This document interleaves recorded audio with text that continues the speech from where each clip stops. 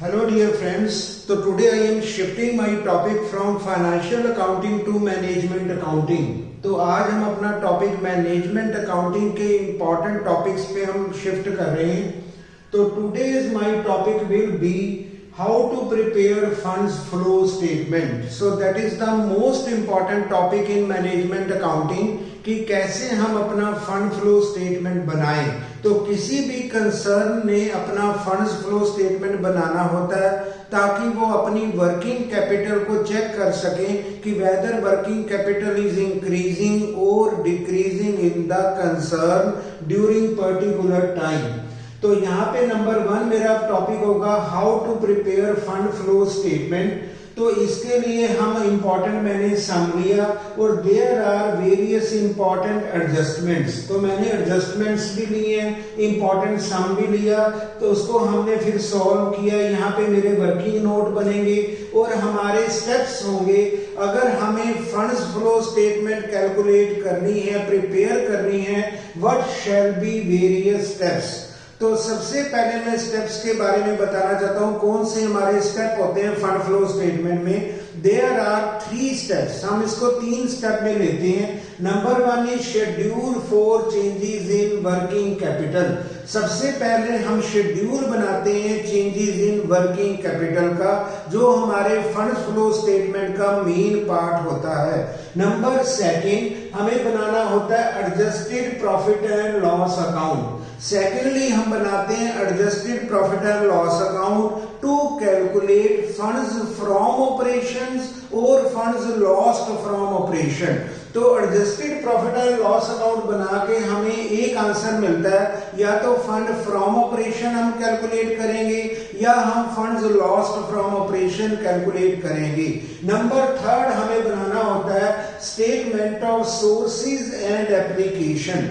तो हमारे सोर्स क्या है और एप्लीकेशन क्या है। सोर्स का मतलब हमारी फंड्स की इनकमिंग कैसे हुई, उसकी क्या सोर्स है, उसका क्या अमाउंट है, और एप्लीकेशंस का मतलब हमने फंड्स को कैसे यूज किया। तो ये मैंने सम लिया और मेरे टॉपिक का नाम होगा how to prepare fund flow statement. That will be number 1। तो मैंने इसके 4 और 5 पार्ट्स हमें डिस्कस करने हैं ताकि हमें फंड्स फ्लो स्टेटमेंट बिल्कुल क्लियरली अंडरस्टैंड हो जाए। तो यहाँ पे मैंने बैलेंस शीट बनाई है एस लिमिटेड की। यहाँ पे लायबिलिटीज गिवन है, 2019 का डाटा गिवन है, 2020 एसेट्स भी हमें गिवन है 2019 एंड 2020। तो ये हमारी एडजस्टमेंट्स भी हैं। अब यहाँ पे मैंने 3 मेन एडजस्टमेंट ली हैं अपने सम में, जो हमारे स्टूडेंट्स को एग्जाम में मिलती हैं। Generally these are very popular adjustment. Number 1 is provision for tax made. हमने प्रोविजन फॉर टैक्स बनाया 50,000। ये हमारी एडजस्टमेंट है। इसका मतलब ये होगा कि मुझे provision for tax account prepare करना है। उसके बाद सेकंड मैंने एडजस्टमेंट ली है बिल्डिंग कॉस्टिंग 1 लाख। अब बिल्डिंग को कई बार हमारे एग्जाम में फिक्स्ड कॉस्ट भी कहा जा सकता है। अब यहाँ पे बिल्डिंग कॉस्टिंग 1 लाख, जिसमें अकमुलेटेड डेप्रिसिएशन है 40,000, वाज सोल्ड फॉर 45,000। तो ये भी सेकेंडली हमारी बहुत इंपॉर्टेंट एडजस्टमेंट है जो जनरली स्टूडेंट्स एग्जाम में फेस करते हैं। तो यहाँ पे मुझे बिल्डिंग अकाउंट भी बनाना पड़ेगा और अकमुलेटेड डेप्रिसिएशन अकाउंट भी मुझे वर्किंग नोट में प्रिपेयर करना है। तो 3 मुझे अकाउंट बनाने हैं। नंबर 1 हम बनाते हैं प्रोविजन फॉर टैक्स अकाउंट बनाएंगे, सेकेंडली हम बिल्डिंग बनाएंगे फिक्स्ड एसेट जिसको हम कह सकते हैं, और अकमुलेटेड डेप्रिसिएशन अकाउंट भी हम बनाएंगे।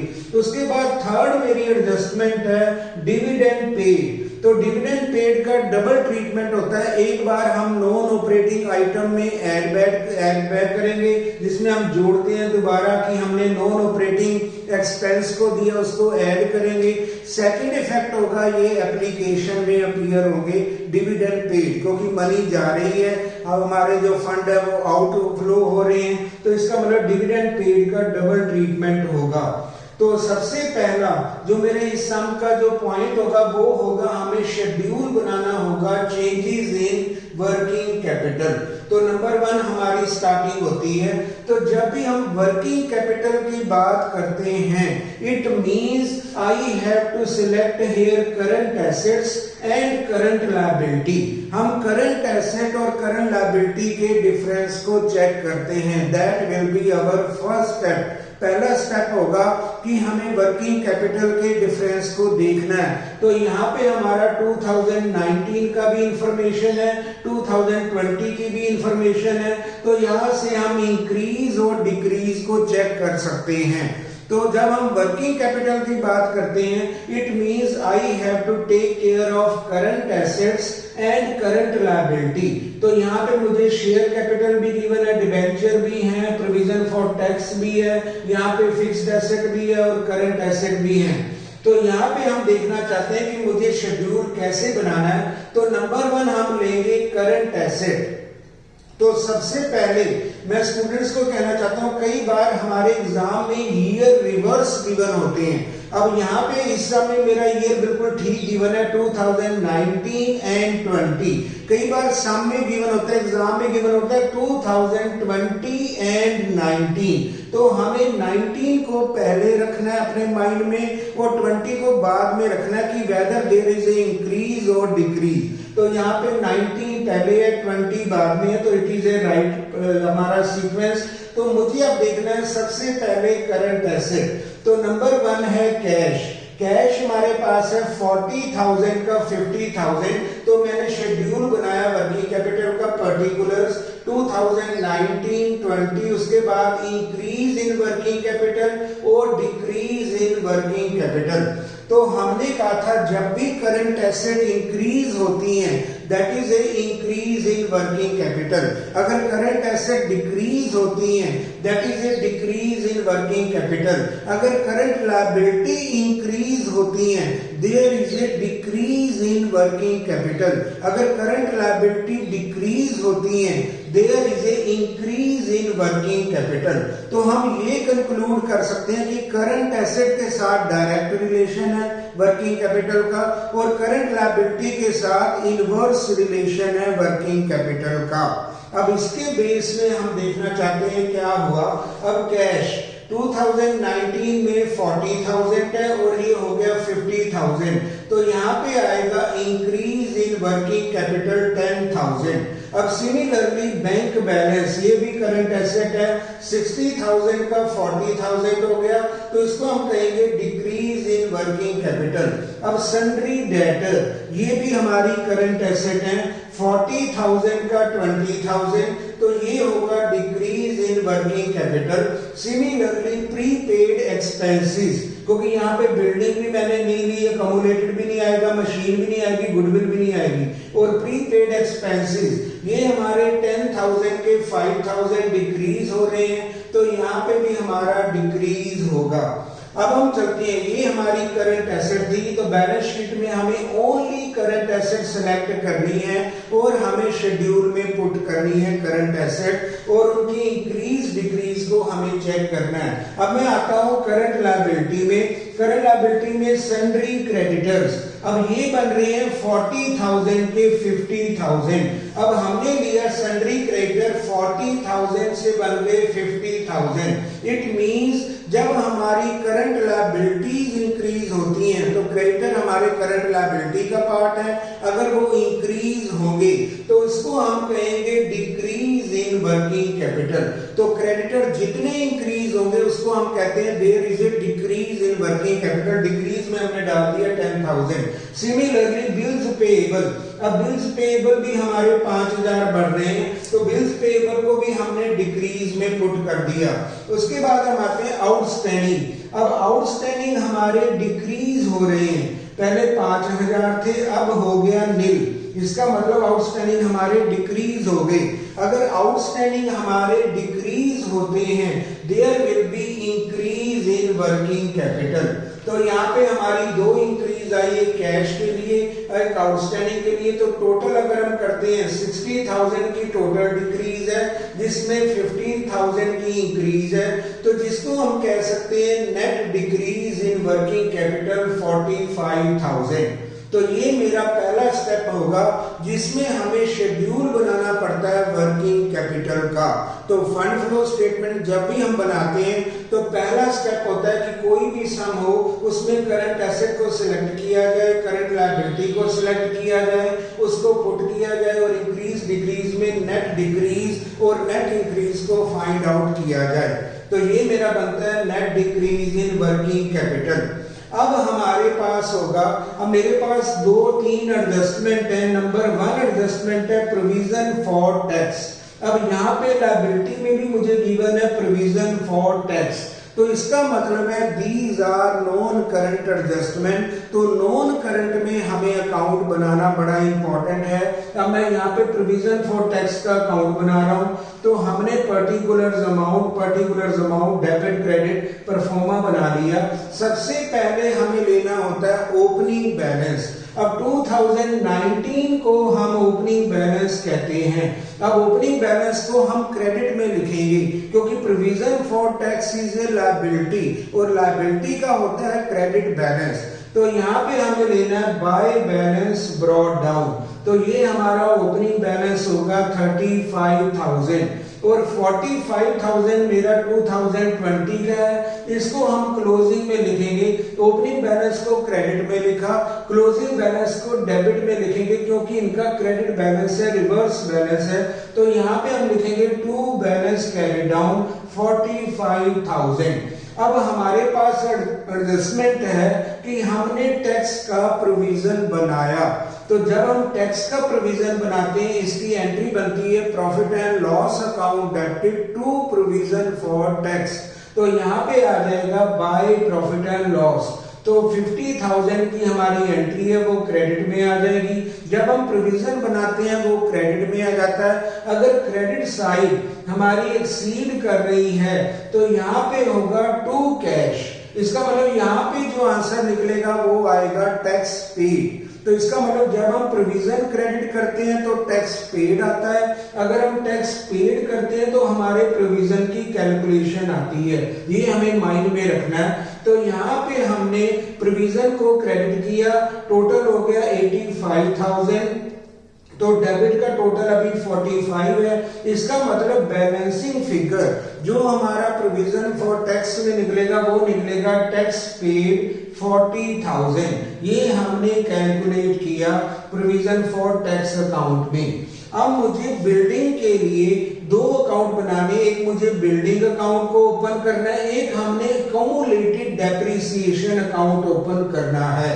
अगर मैं कम्युलेटेड डेप्रिसिएशन हमारा एसेट में ये ब्रैकेट में दिखाई दे रहा है, it means that belongs to the liability side. अगर एसेट में कोई ब्रैकेट का अमाउंट आए जिसको हमने नेगेटिव डाला हो, इसका मतलब वो जो बैलेंस है वो दूसरी साइड को बिलोंग करता है। इसका मतलब कम्युलेटेड या तो लायबिलिटी में भी हो सकता है, एसेट में होगा तो वो नेगेटिव करके होगा क्योंकि वो लायबिलिटी को बिलोंग करता है। तो मुझे बिल्डिंग अकाउंट भी बनाना है और कम्युलेटेड डेप्रिसिएशन अकाउंट भी हम बनाते हैं।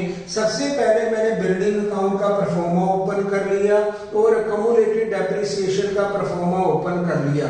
अब बिल्डिंग का बैलेंस होता है एसेट, बिल्डिंग हमारी एसेट होती है, इनका डेबिट बैलेंस होता है, ओपनिंग और क्लोजिंग क्रेडिट होता है। और जो कम्युलेटेड है जिसको हम कई बार प्रोविजन फॉर डेप्रिसिएशन भी कहते हैं, इनका बैलेंस क्रेडिट होता है, ये लायबिलिटी माने जाते हैं और हमारी ये बिल्डिंग होती है एसेट। तो सबसे पहले मैंने ओपनिंग और क्लोजिंग बैलेंस को पुट किया। अब बिल्डिंग अकाउंट में टू बैलेंस ब्रॉट डाउन हमने 4 लाख लिखा, क्लोजिंग बैलेंस हम लिखेंगे by balance carry down 5 lakh. Similarly cumulated depreciation जिसको हम डेप्रिसिएशन रिजर्व भी कहते हैं, प्रोविजन फॉर डेप्रिसिएशन भी कहते हैं या कम्युलेटेड डेप्रिसिएशन भी कहते हैं। इसके 3 नेम हो सकते हैं लेकिन तीनों का नेम जो का बैलेंस होगा वो क्रेडिट होगा। यानी ओपनिंग हम क्रेडिट में लिखेंगे, क्लोजिंग हम डेबिट में लिखेंगे। अब हमने कम्युलेटेड में लिखा by balance brought down, opening balance होगा 40,000 और क्लोजिंग बैलेंस होगा 50,000। अब हम देखना चाहते हैं एडजस्टमेंट में क्या मेंशन है। अब बिल्डिंग कॉस्टिंग 1 लाख, जिसके ऊपर कम्युलेटेड डेप्रिसिएशन है 40,000। इसका मतलब ये हुआ अगर 1 लाख में 40,000 हम लेस करें, इसका मतलब रिमेनिंग जो बुक वैल्यू होगी दैट विल बी 60,000। वो हमारी 60,000 रिमेनिंग बुक वैल्यू आएगी। अब 60,000 में हमने सेल की है ओनली 45,000। इसका मतलब सेल प्राइस हमारा कम है, इसका मतलब होगा हमें लॉस मिला है बिल्डिंग से। अब इसकी एंट्री को हम पुट करेंगे बिल्डिंग काउंट में। बाय कैश जो सेल हुई है वो हुई है 45,000, ये हमने नोट कर लिया। उसके बाद बाय डेप्रिसिएशन 40,000 की डेप्रिसिएशन है, ये भी बिल्डिंग के क्रेडिट में जाएगी 40,000। उसके बाद जो लॉस हुआ है 15,000 का, वो भी हम क्रेडिट करेंगे बाय P&L, तो ये होगा 15,000, जिसको हम कहते हैं loss on sale of building. तो ये तीनों क्रेडिट हो जाएंगे। इसका मतलब है अगर हमारी ये क्रेडिट साइड को हम प्लस करें, ये एक्सीड होगी, तो यहाँ पे टू कैश। अब ये हमारा परचेज निकलेगा बिल्डिंग की परचेज, ये हमारी मिसिंग फिगर का आंसर होगा। और इसको कहते हैं परचेज ऑफ बिल्डिंग। और यहाँ पे हमें 2 लाख का आंसर मिलेगा जब हम पहले अकाउंट बिल्डिंग को बैलेंस करते हैं। तो मैंने इसी आइटम को पोस्ट किया, इसमें हमने डेप्रिसिएशन क्रेडिट कर दी, लॉस को कर दिया, सेल को क्रेडिट कर दिया। अगर क्रेडिट एक्सीड करती है तो हमें यहाँ से परचेज ऑफ बिल्डिंग कैलकुलेशन में आएगा और इसका अमाउंट होगा 2 लाख। ये हमारे पास अमाउंट आ गया। अब मुझे बनाना है अकोमुलेटेड। अकोमुलेटेड में मुझे आंसर मिलेगा टोटल हमने डेप्रिसिएशन बिल्डिंग में कितनी चार्ज की है, that will be our answer. वहां से हम ये आंसर देखेंगे। अब अकोमुलेटेड मैंने ओपनिंग बैलेंस क्रेडिट में लिखा 40,000, क्लोजिंग को डेबिट में लिखा क्योंकि ये लायबिलिटी का बैलेंस है 50,000। अब ये जो बाय डेप्रिसिएशन है इसको मैंने डेबिट कर दिया, यहाँ पे क्रेडिट होगा और अकोमुलेटेड में डेबिट होगा। अब यहाँ पे हम लिखेंगे टू बिल्डिंग। अब ये बिल्डिंग से आया तो यहाँ पे हम कर रहे हैं बिल्डिंग।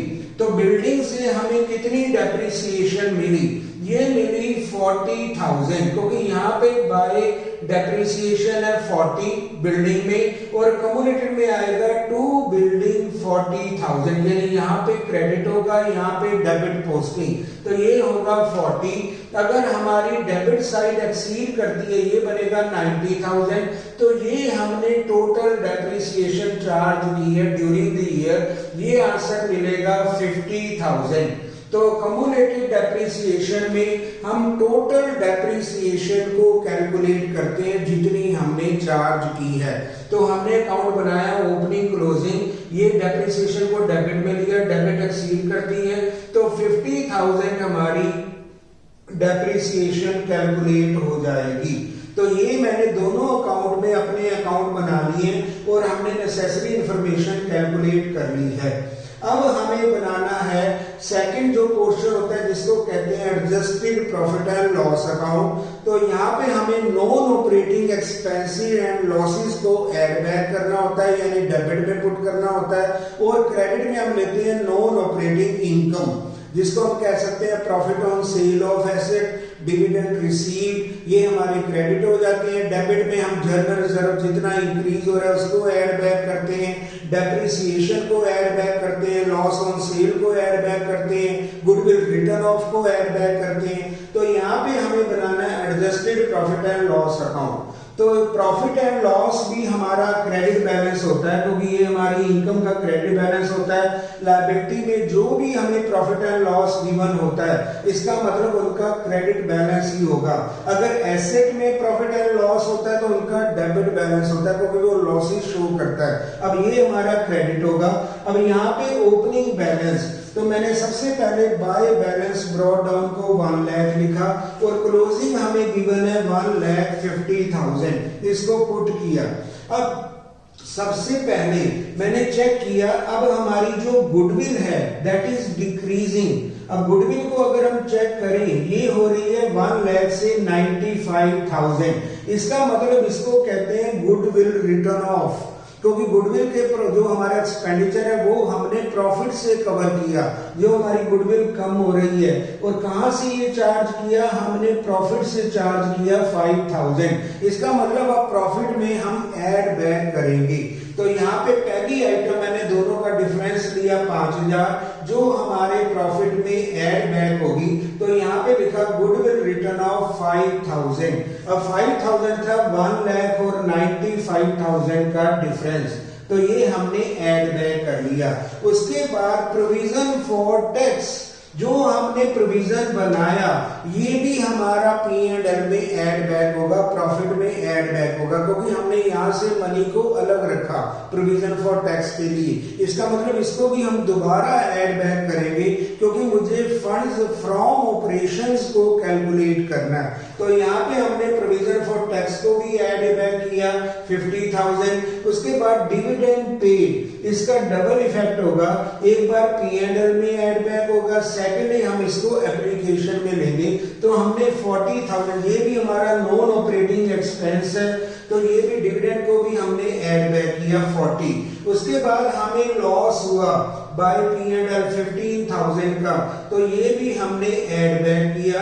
उसके बाद डेप्रिसिएशन, जो हमने फाइनल आंसर अकोमोलेटेड से कैलकुलेट किया था, टोटल डेप्रिसिएशन 50,000, इसको भी ऐड बैक किया। अगर हम ये सारा टोटल करें तो हमारी डेबिट साइड एक्सीड करेगी, वो टोटल बनेगा 3,10,000, ओपनिंग बैलेंस होगा 1,00,000। तो इसका मतलब हमारे इस सम में आ रहा है फंड्स फ्रॉम ऑपरेशन। अगर डेबिट साइड एक्सीड करती है तो हम लेते हैं फंड फ्रॉम ऑपरेशन, अगर मान लो क्रेडिट साइड एक्सीड कर जाए तो उसको हम लेते हैं फंड्स लॉस्ट फ्रॉम ऑपरेशन। तो यहाँ पे हम लेंगे फंड्स फ्रॉम ऑपरेशन, तो ये हमारा आंसर बनेगा 2,10,000। अब लास्ट हमारा थर्ड पार्ट रह जाएगा। पहले हमने शेड्यूल बनाया, सेकेंडली हमने adjusted profit and loss account बनाया, थर्ड हम बनाएंगे sources and application statement. So that is the main part of fund flow statement. अब ये हम statement of sources and application बना रहे हैं। नंबर 1, जो हमें फंड्स फ्रॉम ऑपरेशन मिला था 2,10,000, इसको हमें सोर्सेज में लेना होगा। सोर्सेज का मतलब कहां से हमें मनी मिली, फंड्स मिले ऑर्गेनाइजेशन को, तो ये हमारी सोर्स होगी। तो यहाँ पे आएगा फंड फ्रॉम ऑपरेशन 2,10,000। उसके बाद हम जाएंगे जो रिमेनिंग एसेट्स या लायबिलिटी जिनको हमें अभी चेक नहीं किया उसको देखते हैं। अब हम देखते हैं शेयर कैपिटल, ये हमारी इंक्रीज हो रही है 50,000। तो जितनी शेयर कैपिटल इंक्रीज होती है इसका मतलब दैट इज ए सोर्स। हमारी एंट्री बनी होगी bank account debited to share capital. तो यहाँ कंपनी को फंड मिले हैं, मनी मिली है, चेक मिला है through issue of share capital, तो ये हमारी सोर्स होगी। तो हमें दोनों का डिफरेंस लेना है। तो 50,000 हमने ले लिया इशू ऑफ शेयर कैपिटल 50,000। उसके बाद हम ले रहे हैं सेल ऑफ बिल्डिंग। अब बिल्डिंग अकाउंट में बाय कैश, जो भी हमारी बिल्डिंग की सेल थी ये भी हमारी सोर्स है, तो सेल ऑफ बिल्डिंग 45,000। उसके बाद मशीनरी, हमने देखा मशीनरी हमारी डिक्रीज हो रही है। अगर माइनर थोड़ी डिक्रीज हो तो उसको हम डेप्रिसिएशन मान लेते हैं, अगर ज्यादा अमाउंट की डिक्रीज है इसको हम सेल मान लेते हैं। तो हमने लिया सेल ऑफ मशीनरी 30,000। उसके बाद हम लेंगे, अब लेते हैं एप्लीकेशन में। एप्लीकेशन में होगा परचेज ऑफ बिल्डिंग, तो ये हमने बिल्डिंग को परचेज किया, दैट इज ए 2 लाख। तो ये होगा परचेज ऑफ बिल्डिंग एप्लीकेशन में। फंड हम यूज करें, मनी पे करें। उसके बाद हमारे डिबेंचर कम हो रहे हैं, अगर ये बढ़ रहे हैं तो इसको हम कहते हैं इशू ऑफ डिबेंचर। अगर हमारे डिबेंचर डिक्रीज हो रहे हैं इसका मतलब कंपनी ने लायबिलिटी को पे किया, पे ऑफ किया, तो इसको कहते हैं रिडम्पशन ऑफ डिबेंचर। तो ये भी हमारा एप्लीकेशन है, क्योंकि हमारे फंड्स जा रहे हैं, हमने डिबेंचर को पे ऑफ किया, तो यहाँ पे होगा रिडम्पशन ऑफ डिबेंचर। डिफरेंस हमने ले लिया 1 लाख। उसके बाद हम लेंगे एडजस्टमेंट, ये आएगा डिविडेंड पेड। ये भी मनी जा रही है, फंड जा रही है, डिविडेंड पेड, ये भी हम लेंगे 40,000 एप्लीकेशन में। उसके बाद जो मैंने प्रोविजन फॉर टैक्स अकाउंट बनाया था, प्रोविजन को हम लेते हैं एडजस्टेड में, और जो टैक्स पेड आता है ये हमारा 40,000 का टैक्स पेड है, इसको हम लेंगे अपनी एप्लीकेशन में। तो टैक्स पेड इज एप्लीकेशन, क्योंकि money is going outside, funds are going outside in the payment of tax, तो ये हम कहते हैं एप्लीकेशन में होगा पेमेंट ऑफ टैक्स 40,000। अब हमारी एप्लीकेशन साइड बनती है 3,80,000। अब जो डिफरेंस आएगा सोर्स में, उसमें हम पुट कर देंगे डिक्रीज इन वर्किंग कैपिटल। तो बैलेंसिंग फिगर डिक्रीज हमारी 45,000 थी, वही 45,000 सोर्स में अपीयर हो जाएगी, and both the sides will match. तो इस तरह हम हर आइटम को चेक करते हैं। नंबर 1 हम शेड्यूल बनाते हैं, जिसमें हमारी वर्किंग कैपिटल होती है, करंट एसेट और करंट लायबिलिटी होती है। उसके बाद हम एडजस्टेड बनाते हैं, जिसमें हम एफएफओ कैलकुलेट करते हैं। थर्ड में हमारी सोर्सेज एंड एप्लीकेशंस की कैलकुलेशन होती है, and every accountant adjustment has to be checked. तो हमारा एग्जामिनर जो है, हमारे स्टूडेंट जो है, हर अपनी एडजस्टमेंट को केयर करते हैं, इनका अकाउंट बनाया जाता है। तो यहाँ से हमारी सोर्स या एप्लीकेशन जो होती है वो स्टेटमेंट में लास्ट पुट की जाती हैं। तो यहाँ पे हमारे 3 स्टेप्स होते हैं। पहले हम वर्किंग कैपिटल देते हैं, करंट एसेट और करंट लायबिलिटी, फिर हम प्रॉफिट एंड लॉस बनाते हैं, नॉन ऑपरेटिंग एक्सपेंस और नॉन ऑपरेटिंग इनकम को कंसीडर करते हैं। थर्ड में हम देखते हैं इंक्रीज और डिक्रीज, हमारी सोर्स क्या हुई, एप्लीकेशन फंड को कहाँ यूज किया, उसकी स्टेटमेंट हम प्रिपेयर करते हैं। So there are 3 parts in the fund flow statement. So in coming videos, I will be sharing with some more illustrations regarding how to prepare fund flow statement.